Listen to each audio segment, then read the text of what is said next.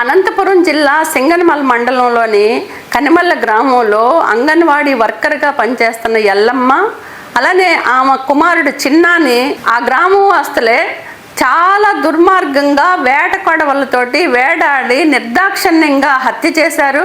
హత్య చేయటమే కాదు, ఆ శవాన్ని కూడా గ్రామంలోనే ఊరేగింపు చేసి అక్కడ ప్రజలను కూడా భయభ్రాంతులకు గురి చేసే విధంగా వ్యవహరించారు. చివరికి ఆమె అంత్యక్రియల దగ్గర రావటానికి కానీ, ఆమెను చూడటానికి కానీ చివరికి వాళ్ళ బంధుగణం కూడా భయపడే పరిస్థితుల్లో స్వరవిహారం చేశారు. ఇలాంటి దుర్మార్గుల్ని, దోషుల్ని కఠినంగా శిక్షించాలి అని చెప్పేసి AP anganwadi workers and helpers union రాష్ట్ర కమిటీగా డిమాండ్ చేస్తూ ఉన్నాం. ప్రధానంగా ఈ కాలంలో చూస్తే మహిళలకు అనేది రక్షణ కరువు అవుతా ఉంది. ఒకవైపు మహిళా హోంమంత్రి గారు ఉన్నారు. ఈ ఘటనలు పదే పదే పునరావృతం అవుతా ఉన్నాయి. ఒకవైపు డ్రగ్ మాఫియా పెరుగుతూ ఉంది, గంజాయి మాఫియా పెరుగుతూ ఉంది, ఈరోజు మద్యం మాఫియా పెరుగుతూ ఉంది. వీళ్ళ ఆగడాలకి అంతు పొంతు లేకుండా రాష్ట్రంలో శాంతి భద్రతల సమస్య ఈరోజు తీవ్రంగా ఉంటా ఉంది. మహిళలకి రక్షణ లేకుండా పోతుంది. బయటికి వెళ్ళాలంటేనే భయపడే పరిస్థితి కనపడతా ఉంది. ఈరోజు విద్యార్థుల మీద కూడా దాడులు జరుగుతూ ఉన్నాయి, పెరుగుతూ ఉన్నాయి.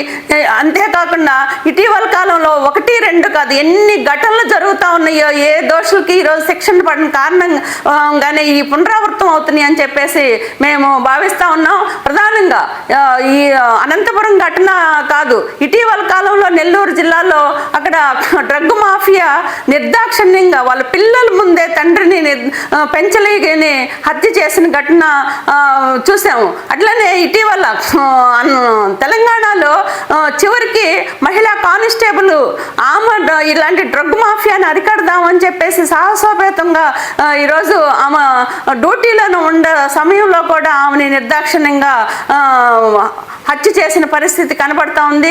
ఇన్ని ఘటనలు జరుగుతున్నా ఈరోజు పోలీసు యంత్రాంగం ఏం చేస్తుంది అని చెప్పేసి మేము ప్రశ్నిస్తూ ఉన్నాం. ఒకవైపు ప్రజల సమస్యల మీద మాట్లాడే వాళ్ళని, ప్రజా సమస్యల కోసం అడిగే వాళ్ళని, వాళ్ళ మీదేమో నిర్దాక్షిణ్యంగా ఈరోజు పీడీ యాక్టులు పెట్టి అరెస్టులు చేసి ఈరోజు జైల్లో కుక్కుతూ ఉన్నారు.